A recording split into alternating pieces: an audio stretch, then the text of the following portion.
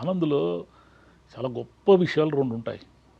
అదేమిటంటే అసలు ఆ సినిమా ప్రారంభం కావడమే ఒక అపరాధ భావంతో ప్రారంభమవుతుంది. హ్మ్. అంటే మనము ఆహ్, మనుషులందరూ గూడా ఎక్కడో ఏదో ఒక తప్పు మన వల్ల పొరపాటు ఏదో ఒకటి జరుగుతుంది.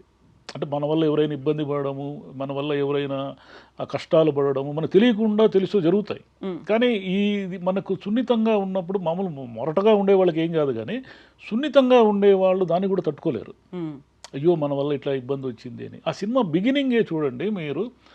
ఒక కుటుంబము కారులో పోతూ ఉంటే ఒక తాగిన మత్తులో ఒకతను యాక్సిడెంట్ చేయడం వల్ల అంటే ర్యాష్ డ్రైవింగ్ చేయడం వల్ల ఆ కుటుంబం చనిపోతుంది. అవును. చనిపోయినప్పుడు ఆ కుటుంబం చనిపోవడానికి తానే బాధ్యుడు అని అతను గ్రహించి ఏడుస్తాడు. అతనికున్న ఒకే ఒక క్లూ ఏమంటే రూప. హ్మ్. అవును. చనిపోతూ ఆ అతను పేరు. రూప అని అరవడం వల్ల ఆ పెయిన్ అతను తట్టుకోలేక పిచ్చోడైపోతాడు.